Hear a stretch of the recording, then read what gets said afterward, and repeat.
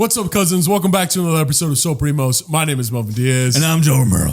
And how you been, man? Dude, I've been wonderful. How have you been? I've been pretty great, man. Dude. I've been pretty freaking darn fantastic, brother. Dude, you've been posting like a content creator, Come man. on, bro. I'm trying to fucking get like you, man. I don't post at all because I like to live in private. But you post every single day, and I'm like, this guy is taking his social media presence to another level. Yes, have I gotten thousands of views and thousands of comments? Yes. Has it affected my following count? No. I'm still at the fucking same following count. That being said, we still don't have the So Primos Instagram up yet. We're working on that. Trust me. If a random, I don't know. We're working on that. Fuck the Instagram account. But if you are going to go to our CARNE ASADA, make sure you're RSVP'd. I put the link in the last episode and put the link in I'm going to pin it to this YouTube comment section. Yes. Also, it's on my profile. And then make sure RSVP if you're going to go, just so we can know we can feed you. RSVP, and if you don't know yet, we're going to have a carne asada here in Los Angeles, Saturday, September 6th, from 2 to 8 p.m. Bring whoever you want. Bring yourself. You could bring drinks. You could bring food. It doesn't really matter. If you want to, Joel and I will be there. We'll have foods. We'll have drinks for you. We'll have good vibrations for you. It'll be a great time. If you ever wanted to hang out with Joel and I, September 6th, Saturday from 2 to 8 will be the best time to hang out with us. Yes. I was looking at myself. I look crazy. I look like a fucking velociraptor sometimes. Okay, man. yeah. I look ugly, man. No, hey. I don't look good in shade, Tom. Wait, no. Oh, you would look sick as fuck like this. May I? Oh, you may. If like this right here. Yes, bro. You look like cholo-ass food. I can't even turn like. I wish I need a cigarette on one ear and a blunt on the other ear. And a felony. Oh no. Yes. No. Knock on wood now. Knock on wood. But yes. We're gonna have a kind of shout out for all our So Primos and Primas out there that fuck with us and that that repost us and comment and just really vibe with us. Like, we love you guys, and this is kind of our way to say thank you in like real life, bro. Like, we're gonna have drinks, we're gonna have food there, we're gonna have good vibrations, perhaps a raffle, perhaps we don't do a raffle and I just give you free shit. Honestly, depends on how drunk I'll be, but I might just do that. And Saturday, September 6th, please RSVP. The link will be down below, and it's gonna be in every bio of every episode until September 6th. It's going to be on Joel's profile. I'm going to be constantly posting about it. It's going to be in my profile as well. And just RSVP so we know how many people are going to show up. That way we know how much food and drinks to bring.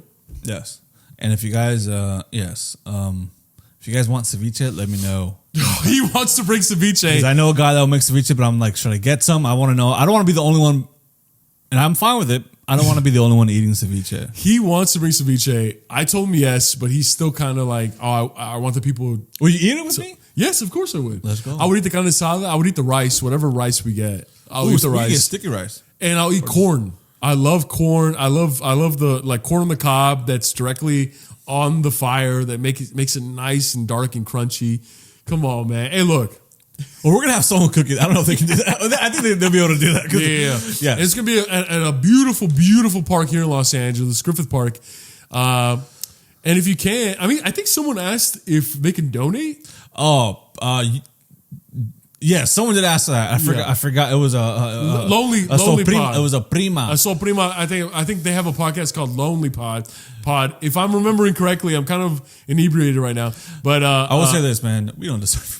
We don't deserve your donations. Yes, we don't deserve anything. We don't deserve shit. You liking and commenting is and she's always commenting, showing love, and she makes us feel seen. So we love you. We love you so dearly. You don't need to donate. Your comments, and this goes for also Primos, your comments, your subscriptions, subscribing to YouTube, you listening to us on Spotify and Apple Podcasts, you following our personal pages, Joe Romero and Childish Malvino, Melvin Diaz, that's more than enough. Kyrod 4775. Yes. Please Yes. Your love is already more than Kyrod, and I feel like we're combining a bunch of people right now, and it's because yes, we are inebriated, but yes, we love all you guys so dearly. Please, you guys don't need to donate. Perhaps when we reach 10,000, you know what I mean. Perhaps when we make a Patreon, we'll kindly ask, hey, join our Patreon. Perhaps when we do an OnlyFans for Joel. Perhaps, and then I'll ask like, hey guys, I'll pimp Joel out, but you guys need to like, you know what I mean, like, and send me the money. It'll be like $300,000 or something. I mean, at least, yeah. $300,000. I love sending people like $300,000. Dude, Joel has such a habit. Joe has such a habit when we go out and like the places only take Zelle or Cash App or something like that, and the employees are like, oh yeah, it's gonna be $17.86, and he goes okay, and then he puts in $178,866, and he goes, is this enough? It's fine. I can take you more. It's fine. I'm going through a hard time right now. Yeah, and then every time he does that, I'm always like trying to sneak up behind him and just try to press send. No, that would kill you. That would ruin me. Oh, imagine being able to just send $178,000 and just be like, oops, can you send that back? Dude, you know what that reminds me of? Yes, no. I know that you and I watch police body cam footage on YouTube. Of course. And police interrogation. There was one that came out last week because it was so recent. This gentleman, I don't know where he's from, but he had just won $168 million. Oh. And he got arrested the next day. For what? Disorderly conduct. Did he get drunk? I haven't seen the video. But I'm like, dog, and I think it's because he now he has all that money that he feels like he's just like, I'm invincible, I can do whatever he want. You should have gotten the money first. I think he did. I think it was the weekend of something like that. Because the title was like, lottery winner gets arrested after winning money. And then I started seeing on social media like, oh, this guy just won $168 million and he just got arrested after getting the money. What do you do if you win a lottery? What are you doing? If I'm winning $168 million, yeah, I have about 15 people I'm calling. Yeah. And I'm never calling anyone else ever again for the rest of my life. Really? Yeah. Really? What are you telling them? I'm telling them what happened. Oh, I'm telling them, hey, I just won. That's crazy how you have 15 fucking people. That's so fucking much. Yeah, might as well tell everybody. No, dude, that's it, bro. If I win the lottery, I'm telling 4 people. What max. are you talking about, bro? So my family, you, my girl, and then my other friends. That's it. Okay, so all your 11 other friends. My family, no. So my family, I still have that's my 6 other friends. I'm not telling anybody. I'm telling my parents. You wouldn't even tell me, huh? You wouldn't tell me, huh? No, you would still to the pond, and then you'd be like, "Oh, I can't make it." I'm like, "What? What's going on? Something's going on with Joel. Something's going on with Joel." I'll tell you, I'm like, dude, I lost $178 million, man. And I'm like, I don't want to move. I don't want to do anything. I can't do shit. Yeah. But then you'll see me like, hey, you want to go out? I'll pick you up in a Lamborghini. I'll pick you up in a Hummer. Yeah, but then you still make me pay for the dinner and the drinks. Yeah, I'll get mad. Like, bro, this is $15 for one fucking beer. Yeah. Are you serious? Why do you like coming here? This is fucking disgusting. Like, and then I'll make a whole scene out of it. Yeah. But I won't give a fuck because if they try to kick us out, I'll just be like, hey. We would get drunk and we'd be like, oh, we can't drive. We have to get Uber. And then we get the Uber to our house. And then the next morning, I see a text on my phone. Hey, so you still owe me $27.94 for the Uber that we took last night. And I'll send. If you don't reply, I'll hire a private investigator to go to your fucking house and go through your wallet. Go through your wallet, man. Yeah. You would only call 4 people? Yes. Think about it. Okay, not 4 people. Like, okay. 3. Family, parents, mom and dad, That's what I'm saying. Brothers don't need to know. Maybe my niece. Do the math. Give me an accurate number because you're judging my number 15. Okay. Mom, dad, the niece / sister, my girl. Okay. Maybe the stepdaughter, but I feel like she doesn't really know that. You know what I mean? And then after that, I'll tell you. Okay. And then that's it, man. Maybe 1 or 2 other people, but other than that, why do people? So 1 or 2 other people. So you're at 7 right now. That's different than 15. You're at 7. And I know you're trying to be humble, so you probably meant like 25 or 30 or 40. Yeah. I make friends everywhere. I know you probably meant like 50 people. No. So I think you know that I'm a private guy, man. I'm private. I Publicly, you're private. Yeah, I appreciate my privacy. You get what I'm saying? And I'm public about that. What does that mean? I'm public about my privacy. Yeah. But I don't think 15 is crazy, bro. Actually, wait. Okay, that is kind of crazy. That brings me to another question. How many people are you going to want at your wedding? On your side, not your partner's side, on your side. That will be very telling, dude. I'll try to narrow it down to 0.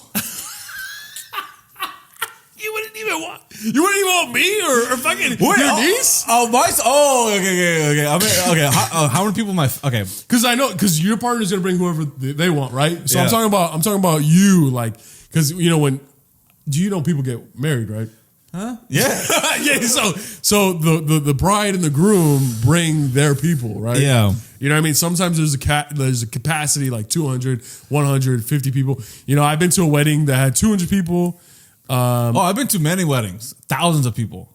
Yeah, but they're Indian weddings, so they're like 4 days and shit. Oh, okay. So they're like a long, like 12-hour days. You're very accepting of different cultures. Oh yeah. That's what I love about you. And I was like, I feel Indian, right? And they were just like, well, they probably thought that you were Indian. Well, I had a thicker hair and I had crazy eyebrows and I had a beard. Yeah, and they were like, "Are you getting married?" Yeah, I was like, no. And you kind of, how do I say this lightly? What? The smell of curry? Yeah. It was very pungent on you. Oh, I smelled like it so much. Because you were eating a lot of that food. I smelled so good. Yeah, it smelled really delicious. My whole body smelled like curry. It smelled like all these other like rices and spices. You smelled like that for like the next. It's not even like racist. It's not even racist. You were just really the digging pita bread they have. Yeah, dude, Good, delicious. Man. I just got some of it. And started getting in my skin. What the fuck? And they were like, "Oh, I like some of you. Can I have some of you?" Yeah. And I was like, "Yeah, I'm for everybody. I'm a whore, right?" Yeah. They got pita bread. They were just like, "Oh," and I was like, "Go lower. I was like, I'll get a bigger bite." And they were like, and then they got lower and they're like, "Oh, these are the pinto beans." No, oh, don't say that, man. No, they're the black beans, man. Wait, what's hummus made out of? Huh? Hummus. It's made out of a type of bean. What's it called? I keep wanting to say sensu beans, but that's Dragon Ball Z. Okay, I wish we had we do have a producer. I know. hey, Jeremy, what beans are we talking about? Wait, what beans are we talking about? What is hummus made out of? It's called tapioca. No, it's chickpeas. Chickpeas, bro. What did I say? Sensu beans? Tapatio and centopeas. Bento beans. Come on. Tapatio beans, bro. Okay, chickpeas. Chickpeas. Okay, that being said, how many people are you going to invite to your wedding on your side, bro? Okay, I guess I don't know if exclude everyone that knows your partner. Your future wife. So you exclude that. So like exclude the friends that know her family. Obviously, like just like strictly your list. Okay, you. I'm first. No, okay. This is just because you're right next to me. Okay, my mom. I want to invite her, but then she'll be like, she's not Jehovah's Witness. So I don't want to go, and I'm like, all right, that's cool. I was like, I don't mind. Let's chill. My dad, I don't want him to drive far. I thought you don't even gotta go. I'll get him an Uber. I'll drive with your dad. Nah, he wouldn't like you. What? Nah, he loves you. Like, he thinks you're really cool. You would, bro. We'll be fucking pounding beers the whole way over there. You'll be driving? Yeah. Bro. Dude, come on, man. No, we're going to be in an Uber XL. Oh, yeah, and the Uber XL is going to be like, can I have some? Yeah. Exactly. Then me and your dad going to be in the back, so just pounding, listening to the channels and shit and like that. My dad has never been drunk my whole life. And you're going to break him from his sobriety. And he's in a relapse because of you. So thank you. Yeah, I mean, for ruining my family. I don't understand. Once again. I don't understand where this is coming from. Actually, okay, my dad isn't sober. But he is drinking. But he sips. He sips every once in a while. Your dad doesn't get drunk or pounds like us, but he sips. He be sipping. You know, sometimes I feel bad that I like to drink so much. And I'll say this, parts of my life, especially when I was younger, I think we can both say, the alcohol in us, we loved it a lot more. We would get fucked up a lot more. We still get fucked up. But it's like more often. Like back in the day, I had benders, a lot more benders. Sometimes I would look at my dad and be like, dude, I didn't get it from you. Where did I get this from? Where did I get this from? Because you don't pay. My dad, I've never seen him drunk. Never seen my mom drink. My mom doesn't drink. My dad will get a 12-pack, and it takes him like 4 months. And then the only reason it runs out is because I'm secretly like... You're secretly grabbing. Yeah. And he doesn't even fucking mind. He's like, I mean, better you drink them than they just get old and shit. I'm like, where does this come from? Why am I borderline... Not alcoholic, but I've had phases where I could be seen as alcoholic. But is that just me having fun and being young, dumb, full of cum? Okay. Being on a bender. Yeah. Is that me being reckless and young? Does that mean enjoying life? But what does it mean to enjoy life? Being drunk?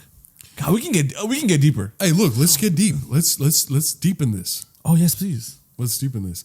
I think it's important in your 20s because we're on the final stretch of our 20s. No, not this final stretch. We're just like, what's closer to what's more done than final? What's like more than a final stretch? We're like Derek Fisher. 5 feet away from the finish line. Derek Fisher has to do the buzzer beater 0.04 seconds against the Spurs. We got to make sure this last year is fucking good. Joe knows ball, man. I think accumulatively you and I have about 2 more months. I think I have less than you have less than a month. I have less than 2 months left in our 20s. They just hit Joel. It just hit Joel. Bro, it just hit Joel, and then in like 10 minutes it's gonna hit me. Kind of like the towers, man. It's just like, and then someone else is gonna fall. My fucking this light stand's gonna fall down. Dude, it just hit us, and then someone's gonna be like, "Sir, the life realization just hit another co-host." Dude, we're just like, "Did you read his book?" Got their underpants. Dude, I want to be fucking 30 years old. You're gonna be 30, and then after you turn 30, in about a month 40, after that. yeah, in about a month after that, I'm gonna turn 30. And we're still gonna do So Primos, baby. We're still gonna will So Primos take a leap? I hope so.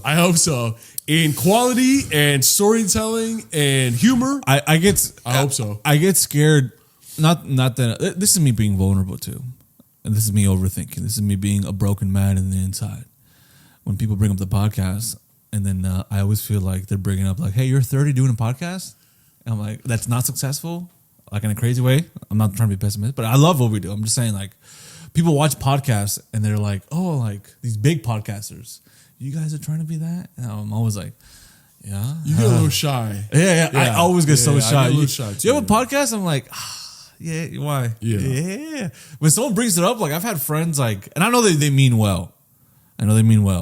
So my close friends were out and their friends come, whatever, and we're all kicking it, having a good time, right? And they're like, oh, like, and when someone brings a podcast, like, I'm just like, I'm trying to tell her or tell them, like, with my mind, please don't bring up that I have a podcast. They're like, oh yeah, I love him. I love Jeff Nippert. Yeah, I love, he's cool, he's dope. You know, Joel has a podcast. I'm just fucking like, oh shit, because I know they're gonna have to be like, oh, that's dope. What's it called? What's it called? They look you up and then they see our and they're like, wait, you guys don't even have Instagram? Yeah.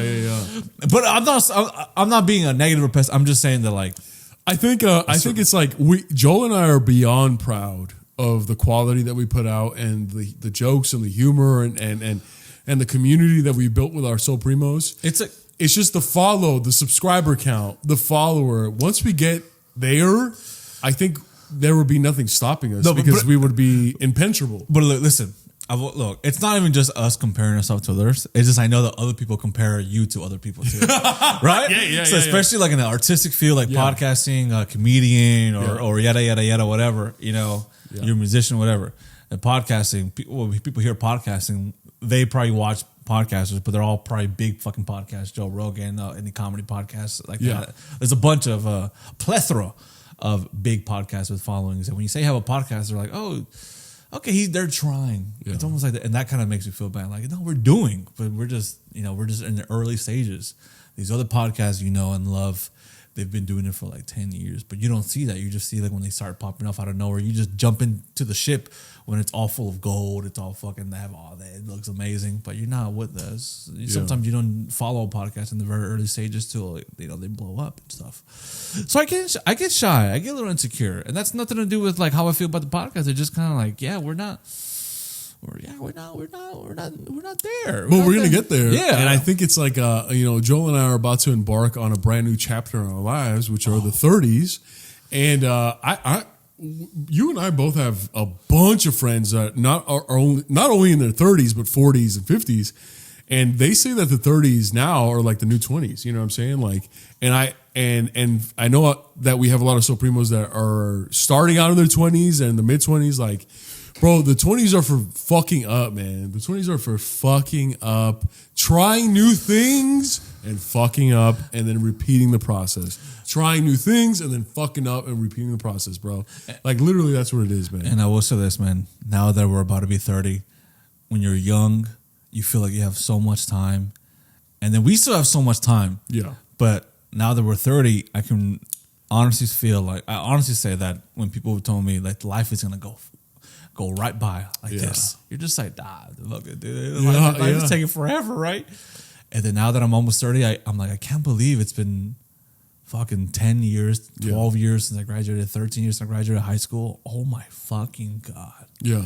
Holy shit. Yeah. I can't believe. And then one day I want to be 40. One day I'm going to look myself in the mirror and I'm going to see this old man. And I'm just like, oh my God. Yeah. Like, I graduated college and I lived life for a year. Yeah. A full year. Boom. Pandemic. Boom. Oh, so it's just like I felt like I just woke up and I'm like, what? Wait, I feel like I just graduated college. It's like, no, you opened up some studios in downtown and you were a business owner and you did all this stuff and you started podcasting, and I'm just like, wait, what happened to everything I was doing in 2019? Oh, well, the people, most of them all moved away. Yeah. And they all quit comedy. They all quit what they were doing, and the ones that are still doing it, you kind of talk to them, but not really. And it's just like, what the fuck? Yeah. What the fuck? Like that, dude, it's so crazy because like that, like the pandemic, the world took that time away from us. You know what I'm saying? Like, so I know it sounds like I don't want it to sound like an excuse, but that's the reality, specifically in LA. Like no, it's true. Yeah, the pandemic took, I mean, it's not like we're talking about somebody. We're talking about like a thing that happened to the whole world, you know? Yeah. It's weird that, you can have such a shared experience with the whole fucking globe. Yeah. For the most part, in some states in this country were really tripping, but for the most part, the whole world got shut down and shared this experience, this human experience. And you know, for at least in my case, like, you know, 2019 is when I started like doing creative stuff, and then a year after that, the whole year I was like, dude, this is so dope. I'm working at a gym, but I'm fucking doing videos on the side. I'm doing photography. I got a little like comedy shows, like bars and breweries. Fucking, I don't know what's gonna happen. I'm just gonna keep on doing everything and working my ass off. And then I felt really good, and the pandemic happened, and like, oh, stay home we'll figure it out. And then I'm like, man, what am I doing? I feel like I was on a roll in life, and now everything's on pause. Yeah. Everything's frozen. And honestly, I liked the pandemic for like a little bit because I just felt like, you know, okay, the pressure's off, bro. Stop. You know, you can't do shit. You're not like, be happy just by the fact that you're alive. And I was happy, like, okay, I'm alive. I'm good. I'm healthy. I don't have to worry about like, oh, I should probably do this or work on this, because I'm like, no one's doing anything, bro. Just be happy. Just enjoy life for what you can. Just if you're awake and alive and healthy, that's gonna make you happy. And all I did was to be happy every single day was like, am I healthy? Am I sick? Are my parents alive and healthy? That made me be like, oh yes. But after a while, I was like, okay, what's my life gonna be? What's my life gonna turn into? Like, I gotta do something. You know, I thought about this the other day. You know what it felt like? This is exactly what it was. Like, it felt like you were on the beginning of a race, at a track meet, and you're like, okay, this is everything I've been working towards. I'm gonna fucking run this fucking race, and I'm gonna give it my all. And then boom, you hear the fucking gunshot, and you fucking run. You start sprinting. You start fucking sprinting, and then after 10 seconds, someone goes, stop running. Walk back to the starting line. Yeah. And And you're like, what? What's going on? I don't know. Just something's going on. We can't race right now. We just walk back to the starting line. You're like, no, dude, I'm doing great time. No. If you run, it won't count. Like there's literally no running right now. It's like, okay. And then you walk back to the starting line, and then you're just like, okay, like when can we race again? Yeah. Oh, we'll let you know. And then all of a sudden, on a random day, it was like, okay, you can race again. And you're like, what the fuck? Dude, it's been a while since I was warmed up. Okay. And then you're like, go. And then everyone starts fucking sprinting, and you're just like, dude, I'm not the same runner that I was at the beginning of this fucking day. Like, you know what I mean? Like it's that's literally how it feels. And eventually I feel like we'll catch our rhythm, but it's just frustrating. But I guess it's in hindsight. Oh yeah, dude, we got to keep moving forward. Sometimes like I joined a new gym recently, and then there's a lot of just younger and younger dudes and younger people at the boxing gym, a new one. Yeah. But there's a lot of like youths in there, and then sometimes like I'd be talking to some kid and he's like 20 years old about like UFC and shit, right? And then like he told me about like when I first started talking to him, he was cool. And then like he told me how young he was, and in my mind I was like, "Fuck!" Dude.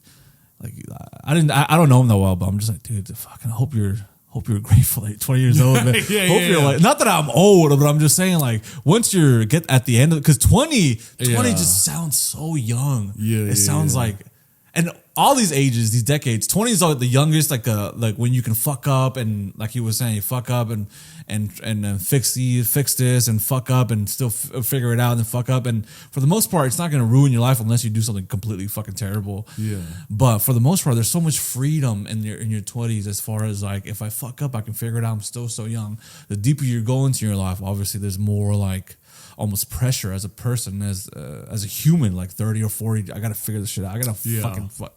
But when you're 20, you can do whatever. The world is completely open. Yeah. And you're just like, you're just so young. And there's like, you have the whole world open to you. And we still do. But in your 20s, it's a different thing than 30s and 40s. Yeah, it's so crazy because like, all my life, I was that kid at the gym that you just mentioned, where everyone was like, "Dude, you're so young. Like you're fucking this." And I'm like, in my head, I'm like, "Dude, I'm so fucking young." And they're right. Like I can the world is at my fingertips. And then now that it's 10 years later, I'm just like, "Oh my god, I've gone so fucking old."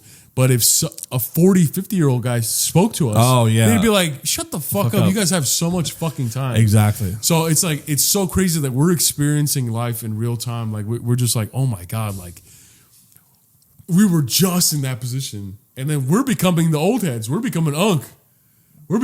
Like I realized that I was getting old through the NBA because I love the NBA. I've been watching it since I was a kid. And for the first time in my life, 2 years ago, I was 27. For the first time in my life, I was older than some of the NBA stars. And that was fucking crazy because like all my life it was Kobe, Shaq, LeBron. They're all like 10, 15, 20 years older than me. And then I go back into the archives and Magic Johnson and Kareem Abdul-Jabbar and Hakeem Olajuwon. And I'm like, they're 50, 60, 70 years old now. But like, you know what I mean? Like, and this and that. Dude. But for the first time, bro, I'm older than a lot of NBA stars. There's something crazy if you're like a hardcore sports fan or you grow up with these athletes and you get older with them. Yeah. And then when they start to retire and get old, especially when they retire, they do their retirement speeches, their last game or their last fight, and they get inducted to Hall of Fame. It just does something to you. Like I hope they all realize what they've like how they've inspired regular people. And shit. I think that's why a lot of GOAT conversation. GOAT means the greatest of all time. Yeah. I think that's why a lot of GOAT conversations are kind of stupid and baseless because even though there are logic and statistics and records and stuff like which that, is mostly what they kind of are centered around. Someone that grew up with someone like you said, like there are 40, 50-year-olds that grew up with Michael Jordan. Yeah. And they saw the greatness that was Michael Jordan. And then they see someone like LeBron and Kobe, they go, nah. Michael Jordan's the fucking greatest. Yeah. Because they have that childhood childlike wonder of like, this is the greatest motherfucker of this sport has ever fucking seen. Then same thing, the other side of the coin. People grew up with LeBron James. And then when he retires, they're going to be like, no one's ever going to be better than LeBron James. Fast forward 20, 30 years, another player is going to emerge, and those people are going to be like, no, this is the greatest fucking player. You know what I mean? Like, that's why it's silly. It's like comparing goats and claiming some, like this singular person is a goat of a team sport or any sport like the UFC. Like, it's silly to me. I think you can say your favorite or who you think is the greatest. And it makes me sad, honestly, when people aren't into sports. I can kind of understand it to a certain extent, but it also makes me feel like, okay, if you're into sports, you're just adding color to your life. Yeah. You're just adding like vibrancy. I want you guys to know, if you say, oh, I'm not into sport, you go to like a sporting event and you're like, oh, go team. Oh, go sports ball and whoever, you put a ball in a basket. Just know you sound like a pathetic, stupid fucking loser. It's the same thing. Think of your favorite thing. Right? Let's say you love indie music. And then you hear someone go, oh, they all sound like, put the bananas in the, you know what I mean? Like, and then someone's like heavily criticizing something that you really like and really enjoy doing. You're going to be like, how do you not understand the beauty of this? That's the same exact thing, bro. There's beauty in everything. Yeah. There's beauty in sports, bro. There's beauty in music. And it's like, just think of your favorite thing and someone criticizing that. And you going, I can't comprehend how someone doesn't like this thing. That's what they feel when you criticize their favorite thing. And it's also like sports are filled with people that are doing something at an extremely high level. The highest level. Or as a human being, especially if you're somewhat athletic, you look at them and you're like, I can't comprehend how they're doing what they're just doing. It makes you believe in something bigger than yourself. It makes you believe that impossible things are just something to do. You know what I mean? You go to a museum to see the best artists in the world, the best art in the world. You go see an orchestra to hear the best musicians. You go to the concert to hear the highest grossing, highest played musicians, right? Yeah. So you go to a sporting event to see the best people in the world at this one thing. You know what I'm saying? Yeah. Like, you know what I mean? Like if the best sculptor of all time was here in front of us, some might say it's Michelangelo. Yeah.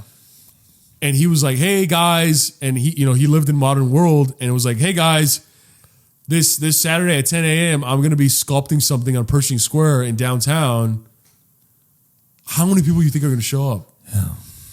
Even though they don't know who Michelangelo is. But like, it's like, bro, this is the best of the best. This is the best that this world has to offer at this particular thing. Yeah. And for people who don't realize that, especially like people are like, oh, how do you get involved in like city sports? Like, oh, how do you love one sport? It's like something about growing up. And it's like if the UFC, who's your favorite UFC fighter? I don't fucking know. Right now, of all time? Of all time. Of all time, fuck, I don't know. I'll just say one. I'll just say TJ Dillashaw. TJ Dillashaw, right? Let's say the UFC was like, oh, wherever you were born, that's the state that you represent. Yeah. So instead of TJ Dillashaw versus just for example, Khabib or Conor McGregor, TJ Dillashaw versus Conor McGregor, it was, let's say he was born in Wisconsin. It's Wisconsin versus Ireland. Mm-hmm. Like, you know what I mean? Like the names are secondary to where they're from. Yeah. You're going to be like, dude, I fuck with Wisconsin, man. You're not going to say TJ Dillashaw. You're like, oh, I fuck with Wisconsin, dog. Like, Ireland's cool. You know, they did so much for the sport, but dude, this is my favorite fucking team. This is TJ Dillashaw. You know what I mean? That's the same thing that like sports teams represent. Like, I love the Lakers. Till the day I die, I love the Los Angeles Lakers because I grew up in this city and some of my favorite players were on the team, and I grew up watching and going to the parades of these championship teams. You get what I'm saying? So that's why I'm like, oh, Lakers all day, every day. Doesn't matter if they suck ass or they're really good. I fucking love the Lakers. You get what I'm saying? Yeah. It's like it becomes more of a human thing instead of like this Neanderthal dumbass fucking sports bravado. You know what I mean? It becomes it's a human thing. Like, dude, there's so many beautiful moments in sports. Like, even like Kobe's retirement game, like that game where he fucking, I don't know, like he put like 50, 60 points. Like it almost like it's like, of course he did that. It's like, it almost feels like fake, like someone wrote it. It's so beautiful, so perfect, where it almost like it's stranger than fucking fiction. You just can't believe that that it really happened that certain way. You're like, of course, this game, Kobe fucking rose to the occasion and scored this many points and did these incredible shots like he always does. Dude, but of course, in his final game, he fucking pulled up vintage Kobe. Only time I got emotional off a celebrity's death was Robin Williams and Kobe Bryant, bro. Bro, when Robin Williams, when I got the news that he fucking X'd himself, I was like, bro, I had to like lean on a table. I was like, bro, I was like 19, 20 years old at the time. And I had to lean on a table like, oh my God, I can't. When I found out how he went, like, I'm like, dude, that's, oh my God, this is why like my childhood, like, hero, like, what the fuck? Like, and then when Kobe passed, bro, like a friend called me, a good friend, and he was like, dude, Kobe passed. And I'm like, what the fuck? And then I was in disbelief until like 8 p.m. that night. Yeah. And it hit me. And I'm like looking at like Kobe highlights and I'm just like, and I just start like tearing up. And I'm like, dude, that's, oh my God, Kobe Bryant, bro. Kobe, dog. Kobe, bro. Kobe, like, you know, you're super fucking famous and impactful when someone recognizes you by one name. Yeah. You know what I mean? Like Kobe, LeBron, Jordan, Michael with MJ Jackson, Tyson, fucking like it's LeBron. Yeah, like it's like Conor. You know what I mean? Like it's like, oh my God, like, and I just started thinking of all the times bro, like it's like I remember there was like times where I was fucking sad as fuck growing up. And I see a clip of Kobe being like, look, you just got to push through. You got to like really like give it your all in order if you want to succeed. Like, you know what I mean? Like really impactful stuff. You see videos of Robin Williams like, hey, look, you know, like just, and then him doing jokes and making me laugh while I'm fucking crying. Like, I'm like, dude, me watching a Robin Williams movie, me watching the genie on Aladdin, like. It's crazy seeing guys like that, like Kobe, who stayed inspirational all the way up to the end. And then seeing someone like Conor, who was like so inspirational, incredibly powerful in the way he spoke, the way he delivered fucking speeches, the way he performed in the octagon, and he reached the highest of highs. And then it's almost like once he made $100 million that Floyd Mayweather fight, it's almost like he lost all of his purpose, and then he just kind of went the complete opposite way. He had I've never seen a fall from grace in my lifetime. Maybe in other people's lifetime was like Mike Tyson. But Mike Tyson kind of came back. But Mike Tyson seems a lot more humble, and maybe that's what. I mean, he's older now. Yeah, he's a lot older now. But I mean, he did something terrible in the '90s, and Conor's been accused like of many different things. Oh yeah, I mean, I think like I was thinking about Conor McGregor, like, you know, he made hundreds of millions of dollars with the UFC. With fighting Floyd Mayweather. Yeah. He's made hundreds of millions of dollars with his alcohol brand and everything else. He doesn't need Instagram, bro. No. He doesn't need to be posting all this shit. Why? The only reason he does is like ego and fucking just... I think he wants to show off, and it's just like, if he didn't have Instagram or social media, bro, he would still be looked at as like the fighter that took the UFC to the mainstream. Yeah. You know what I mean? But he needs constant validation, I feel. Validation, bro. Validation from complete strangers. And then because a lot of professional athletes and famous people do heavy drugs. Oh, yeah. They're just not posting them doing it. You get what I'm saying? Yeah. Yeah, like, You're going to go pee? Yeah. Okay. But, no, I'm going to keep going. But what's it called? With Conor, I feel, this is how I personally feel. It's like he reached incredible heights, yes, and he was incredibly determined. He was like, and he spoke about it before, like he's so dedicated to his craft, to his art, which is like mixed martial arts, that he feels like he's lost his mind in the process of becoming this incredible fighter.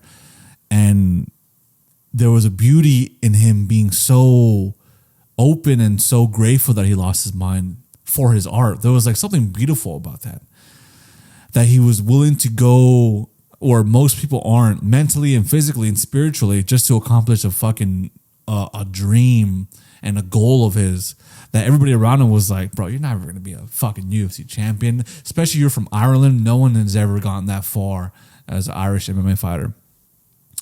And he was willing to lose his mind to complete and pursue a goal. And and you have to be a certain kind of fucked up. It's kind of like Jordan. Jordan was known to be obviously a very powerful, resilient, extremely hardworking, dedicated, fucking hardworking ass motherfucker, talented dude that would put incredible effort into making sure he's the best player and the best teammate. And those are the same qualities in Conor. Conor was just like willing to sacrifice everything to accomplish his goals. But once his goals were accomplished, it's just like now that his goals were gone and he accomplished his dreams, it's like now where does that energy go where like I'm willing to lose my mind and I've lost my mind trying to pursue this fucking ultimate goal? What happens now when the goal is done? When the dreams have been accomplished, when you're rich, you have houses, you have cars, you have a car for your girl, for your mom's not working, your dad's not working, your family's not working. What happens to you when you're just like, okay, everything's good, but I've worked so hard and I've become almost a crazy person in pursuit of this one goal, where now I'm just kind of like a crazy person without any goal.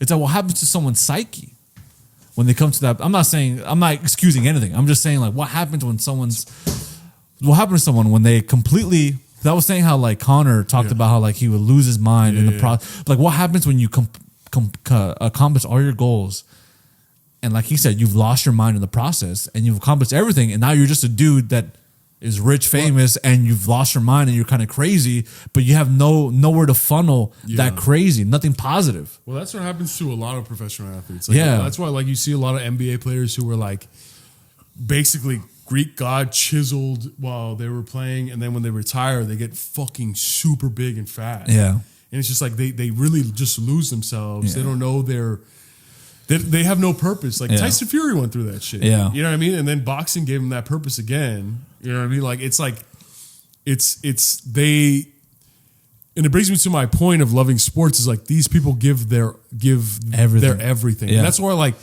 it kind of annoys me when someone goes like, oh, NBA players are making $5 million, $10 million a year while $50 million a year while doctors are only making not even that. You know what I mean?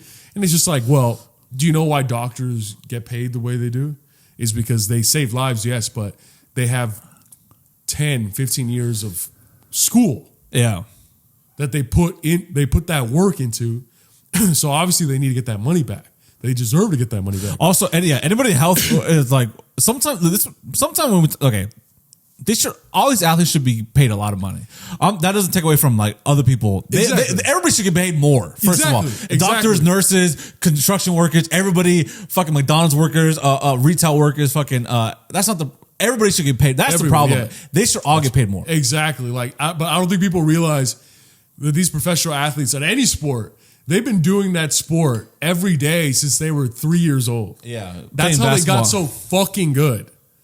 They've been putting their fucking bodies and minds, social life, fucking mental health on hold every day until they made the professional league. Like, yes, they were drafted at 19, 20. That doesn't mean they started playing at 18, 17. Yeah, they've been playing basketball, NBA. Like they've been playing basketball every day for since they could stand up. Yeah. And I say playing basketball loosely because it's not just playing, it's running, conditioning, the drills, the drills. That's what like having coaches fucking yell at you in front of 50,000 people, having fucking people dunking on you, sacrificing dates, sacrificing girls, sacrificing guys, sacrificing everything, bro. Yeah. Everything. Sacrificing time with your family, bro. Sacrificing prom sometimes because there's games and stuff like that. Like they put in the work. So when they get drafted or they get picked up by a professional team and they get paid, it's like, oh my gosh, my life's work is finally getting recognized and it's getting paid. There's so much that people don't see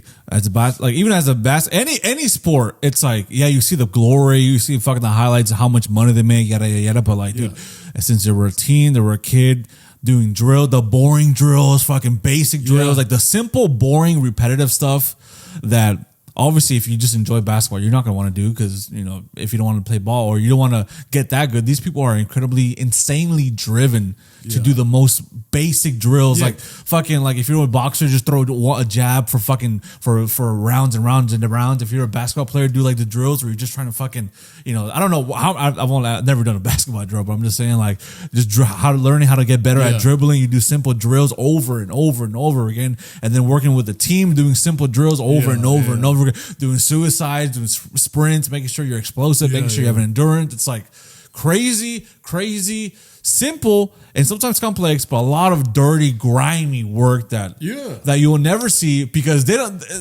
Because why? Even in our life, in our real life, like the podcasting field, like our peers, like, you know, we have like our good friends that are Pilas or other Latino podcasts or other just regular podcasts that we know in real life that have huge followings. Like we talk to them and we're like, dude, how like. Any pointers? And like, when'd you guys start? And they go, oh, we started in 2018. And like, oh shit. We started in 2017. Yeah. And it's just like, oh, fuck, you guys started 5, 6, 7, 8, 9 years ago? Yeah. And it's just like, oh, okay, yeah, that you guys deserve all this fucking praise and love because you guys have been putting out an episode every week for fucking 9 years. Yeah. Oh, okay. That makes sense. Yeah. That's super admirable, super fucking awesome. Like, but it's one of those things where like now they're getting the sponsorships and the followers and the likes and hanging out with celebrities because they put that work in for the 8 years before that. Yeah. And getting shit numbers, shit viewers. You know what I'm saying? It's just like, well, that's just what it is, man. That's just what the game is, baby. Whatever sport, baby. whatever fucking part of life that you're in, bro, that's just the fucking game, I love. Yeah. You can't fucking apply to a job and become the CEO. No, I'm gonna work your way up. You gotta work your way up, my love. Only few can do that. Yeah. Only a handful of people, but like 80 people in the world can do that. Nepo baby. Yeah. Fucking Jeff Bezos' nephew can do that. Yeah. Bill Gates' niece, she can do that. Us, my babies, we gotta do the old fashioned way, the old immigrant fucking Latino way, bro. The hard working. We gotta just put that fucking work in, my boys and my girls. Hey, you know, one of my favorite fighters. If you guys have a drink out there, cheers with us. Right here. Here, I'll drink it first, and you tell me what you're gonna say. Favorite fighters? No, I wasn't drinking with you. I just like drinking with you. Oh my god! We're breaking the fourth wall. This is breaking the fourth wall. You're seeing our real friendship. I just like drinking with you, man. Oh my gosh, am I fun to drink with? I don't think so, man. All right. Hey, cheers, guys. If you guys have a drink, a beverage, a food, a blend. And we try not to drink when we do the pod. Yeah, we really don't. We really don't because I think there was one time where we got really, really wasted and we didn't put that episode out. We just recorded another episode. And full transparency, it was like a week after our Instagram. Absolutely full transparency. It was after our Instagram got taken down. Oh, so we were like, fuck Instagram. But it was like 30, 40 minutes. If you don't fuck with us, fuck you guys. We talk about ice. We talk about shit that we fucking feel. If you don't fuck with it, fuck you. And I'll be honest. And I walked off. Yeah, I'll be honest. We both looked like shit. I looked especially like shit. I was like, what the fuck, you guys? I was destroyed. So I was like, let's protect our image for a little bit. Did we spaz a little bit? Yes. Did we watch the footage and we go, ugh? Yes. Let's just re-record the episode. And we did. If you want to see us like that, go to the CARNE ASADA. You know what I'm saying? Hey, if you want to see us like that, when we get a Patreon, we'll put that shit up. Salud. Woo! Oh, my niece texted me. What she say? Do I want? Oh, what the heck? What the heck? Yes. She said if I want a freaking a water bottle. Oh, hell yeah, dude. One of these. Oh, this is kind of cute. Hell yeah. Thank you, Summer. But what you call it? Yeah, look, that being said, look. Wait, one more thing. We just, I just want to say real quick. Go ahead. Adding on to athletes and appreciation of athletes. One of my favorite fighters retired recently. Oh, you're, what's his name? Dustin fanboy. Dustin Poirier, right? And then he retired. He lost his fight, but it was a fucking bloody. It was a hard fight. And a lot of his fights were I've seen almost all of his fights, and every single fight has been a banger. He's given his life, his soul, his fucking brain, his fucking body for the sport, but not just for the sport, for the fans. Like he brought so much entertainment to stupid ass motherfuckers like me behind a TV screen, just being like, yes, come on, Dustin. He's brought inspiration. He's brought hope. And this is a young man, a great guy from Louisiana that has a foundation where they rebuild wells in parts of the country, parts of Africa, and they give back to poor communities in Louisiana and other parts of the country. So he's such a great fucking guy. So when he retired, it's like with you with basketball. Like when Kobe retired, I watched it when Kobe retired. I don't know when LeBron retires. I don't watch basketball as hard now, but when he retires, I know for sure I'm gonna be like, I gotta watch that game. I gotta watch that fucking game. But when he retired, I just felt like I wish there was some way to be like, Dustin, I thank you for all the years of making me believe that I can do great things. Because I've seen him in fights where he's getting his ass whooped, and then he turns it around and wins. Where people thought he was going to get his fucking murked by some younger guy, and he ends up getting his ass whooped, then comes back somehow and chokes out the younger guy, doing unbelievable things, and still being a great family man and a humble dude. But when I see someone that do incredible things, I'm just like, wow, dude, I want to be like that. I want to be like that. I want to be half the man that he is. Mm-hmm. And that's the beautiful thing about sports. They do such incredible things that it makes you just look at yourself and be like, I should do better. I can do better. I want to be great like that, man. And that's important, man. I think that's important, especially as a man. Oh, yeah.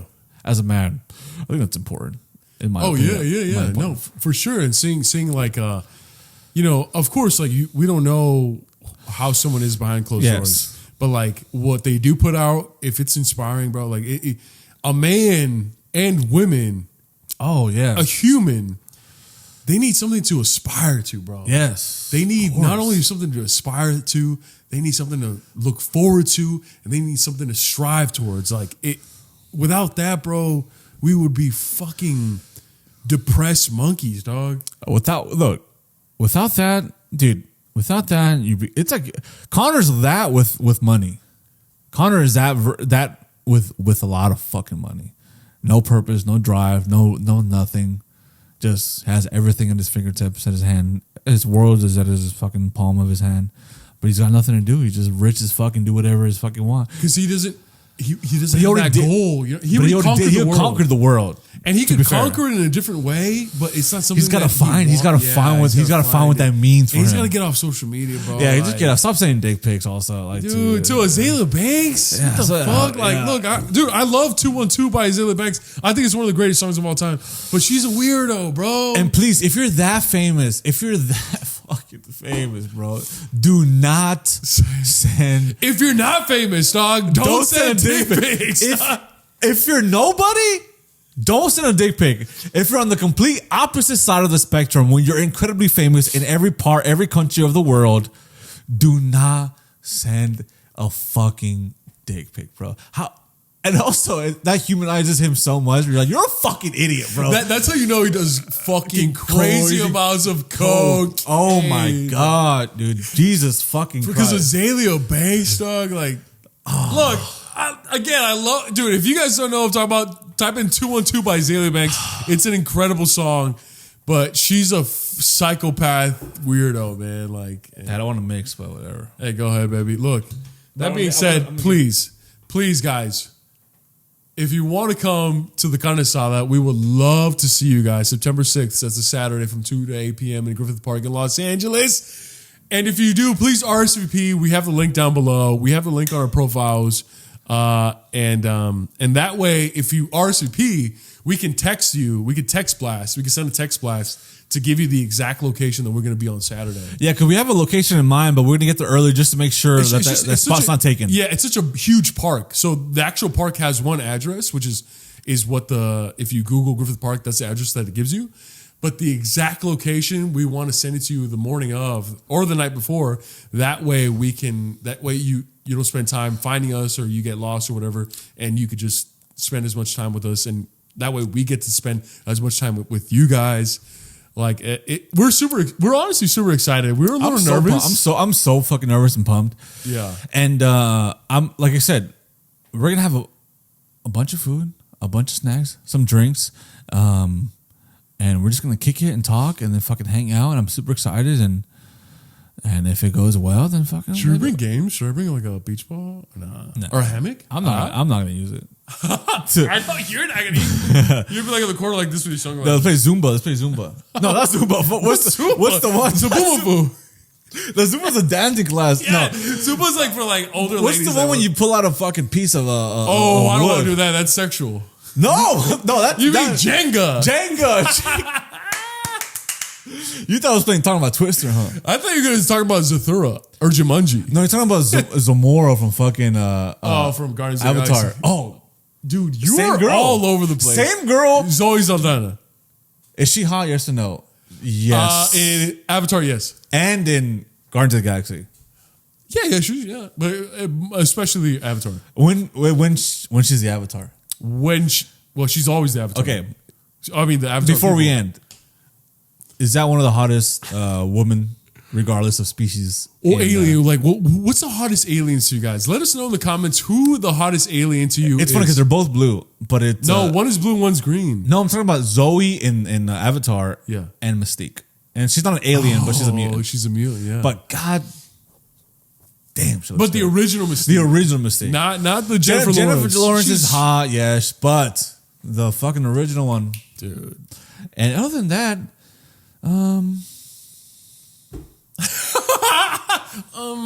wait, let me Google it and then keep the conversation going. Other than that, it's listen. There's a lot of female depictions of aliens in the history of cinema, but Godzilla was a woman, no? No. Oh shit! Damn. Dude, no, you're just fucking gay. Nothing wrong with that, man. Nothing wrong with that. I did send you a reel one time of fucking Godzilla destroying the city, but then his ass was so fat that his ass was destroying. And then you were like, I had to put the phone away. You saved it, yeah. I saved it, but I had to put the phone away for now. I posted on Reddit too, and everybody was like, "Yo, I'm gonna use this for later." I was like, "Yo, you guys are all gonna get arrested. You guys are all gonna get arrested." Watch Mojo has a video top 10 sexy female aliens. Oh, that's from Guardians of the Galaxy, the first one. Really? Yes. Yes. Okay, very cool. Let's take the shot before we end. Oh, I guess Supergirl's an alien. You guys see Superman? The ending of Superman was weird. Why? What about it? It felt like a different movie. Because I don't know if you've seen it, but Supergirl pops up, and she's like drunk as fuck. Oh yeah. And who is she? Oh, she's the girl from the Game of Thrones spinoff, House of the Dragon. But it was kind of a weird moment in that movie. Why? It just felt so fucking random. It felt stupid almost. Well, it was an end credit, right? No, it was a post credit. It wasn't an end credit. No. No. Well, in the comics, she's a little bit more brash than Superman. She's a little bit more like. Is that what that means? Like being drunk as fuck and slop. Yeah, because Superman is like the good boy. Like when he wanted to save his dog, and I think Lois Lane was like, "But it's just a dog," and he's like, "Yeah," and he sucks. But he's by himself, and he's scared, so he might be scared. So I'm gonna go. Okay, 3 minutes left. 9 minutes left, but let's do it in 3 minutes. Weapons. What did you think? Oh, weapons! I really enjoyed it. I enjoyed it way more than I thought I would. Like because I'm jaded. Every time I see a horror movie, and like literally throughout my life, like I want to say, I'm not even exaggerating, like 20 times I've given a horror movie the benefit of the doubt. I'm gonna go see it, and it turns out to be the biggest dog shit piece of fucking shit I've ever fucking seen. So when I saw Weapons and I saw the premise, not the trailer, but like the guerrilla marketing leading up to the trailer, I'm just like, oh, bunch of kids at 2:15 a.m. fucking went out their house and ran out. I'm like, I've seen this before. Okay, whatever. And then I was like, from the director and creator of Barbarian, and I was like, oh, okay, I'm a little bit more interested. Yeah. But I'm like, you know what? It's one of those movies that if I see it, I see it. Yeah. I might watch it maybe when it's on Netflix. Then I'm scrolling on Instagram and I see Josh Brolin was incredible in Weapons, and I was like, Josh Brolin's in it? And they didn't once mention it or show him in the fucking trailer, or at least the trailer that I saw. I'm like, dude, I'm watching it because I'm a huge Josh Brolin fan. Okay, so that being said, I loved it. Okay, but also, I think we talked about it before. Pedro Pascal was the original. He was the original. He was going to be the character that Josh Brolin plays. And let's all agree, both of us agree. Thank God it was Josh Brolin. I could not take Pedro Pascal would not be able to do what Josh Brolin did. He wouldn't be able. He would do something else. He would do something else. And this is what I told you. I'm like, if you ask someone to cook for you, Josh Brolin would bake you a pizza, and Pedro Pascal will make you burgers. They're both good, but that movie required a pizza. That movie required a strong fucking deep dish pizza. Yeah, and like he played Josh Brolin. He played like a piece of shit dad. He wasn't a piece of shit, but he was hard-headed, hard-nosed, like my dad. He never told his little boy, "I love you." So this thing really made him realize, why didn't I tell my boy I love him every second that I got? Yeah. And it made him a softer dad. While Pedro Pascal, I feel like he would have already been a softer dad. You get what I'm saying? What I told you last time, I was like, I feel like Josh Brolin I felt like this is how my dad would act. Yes. If he was in the same situation. Yeah. And it made it feel so much more real. He would come off as a bully, yeah. But then you talk to him, he's like, no, this is just a man that dearly misses his missing son. Yeah. And he had so many good scenes. There was a scene where he has like a vision, a nightmare where he's like in the middle of the darkness. He goes to his house. He sees like a weapon on top of his fucking house. Then he wakes the fuck up and he's like, what the fuck? Yeah, right? He's like, what the fuck? Yeah, it's so good. He's so fucking good. Because as an audience member, you're so fucking scared. Then you get the jump scare. You're like, oh shit. And then it cuts to him and he goes, What the fuck? And that's exactly what that's how a tough man would react. Yeah. You're like, what the fuck was that? That's how I would react. Yes. And I love it's such a very simple story concept. Yes. They just approach it in a very non-linear, different way. Non-linear, incredible way. The actors and actresses were incredible. They tell a story in like 4 or 5, 6. I don't know. The soundtrack was great. So good. Even when the kids are running, they play a George Harrison song. Dog. And they're just running in the middle of the night. It's so good. Director, I'm gonna watch every movie that director makes. You know when. That movie reminded me of kind of Guardians of the Galaxy a little bit in the sense like you make an opening scene so good, stylized, but you make it so good. The first scene, the opening scene, you hope the rest of the movie lives up to this. And Guardians of the Galaxy did. This one, it did too. Like I'll go a step further. The opening scene is so fucking good, and the movie is so fucking good. Guardians of the Galaxy. You know what Guardians of the Galaxy did? Yes. James Gunn. He made me forget that I'm watching a superhero movie. Weapons made me forget I'm watching a horror movie. I felt like I was watching a murder mystery. Ooh. You get what I'm saying? Yes. And even when they implemented the paranormal, I'm not going to spoil it, but when they implemented the paranormal aspects, it's still kind of believable. And my favorite character was the Asian principal. The gay Asian principal. Poor guy, man. But he was my favorite character. But this movie had surprisingly, maybe not surprising, but he had some perspectives were a lot more humorous than others. Like there was a crackhead and that with the cop. Oh yeah, there was a little cracky. It was a lot more humorous. The cop was a lot more humorous and. Some part of me after I watched it, I was like, was that really necessary for the story? I feel like the story could have still gone on, but it was still good. It added at least to my enjoyment of the fucking movie. And that's it, bro. Yes, that's it, man. Well, you just nailed it on the head. Was it necessary? No. Was it fucking cool as fuck? Yes. And I feel like if you overanalyze everything or anything on a movie like this, you'd be like, it will make it a better film. I'm like, are you gonna like it? You're gonna be missing out on moments where you're laughing and you're fucking cracking up. There's the scenes with the cop and the crackhead where they're fucking having an exchange like, hey, don't tell anybody and you're good. It's like such good moments that you lose that because you try to make it a better bro. You're trying to cut the fat or whatever. If you overanalyze anything, you're gonna fuck it up, dog. And that's why I don't like when people overanalyze movies, books, TV shows, media, or songs. It's like, bro, you're fucking it up, dumbass. If you eat a good meal and then you start overanalyzing that, like, well, technically the tomatoes weren't cooked to perfection. Well, dude, you're a fucking idiot. You just ruined the delicious meal that you just had. If I drink a Jack and Coke, I'm not going to be like, it would be better if it was 90% alcohol. I'm like, well, shut the fuck up. Just drink that shit. It's good, right? Yeah, it's good. It really made you feel good, right? You enjoyed it? And for the small price of $9.99 for Tuesdays and Wednesdays at AMC's? I will say, and I'll say this, we're running out of time, but I would say like the actress who played the teacher. No, the lady, the aunt, the crazy aunt. Oh yes, the antagonist. Yes, when she was on screen, I feel like there's actors, and then there's actors, man. Actors that when it's like Heath Ledger. You watch Heath Ledger, you're probably watching him like this. Preach, dog.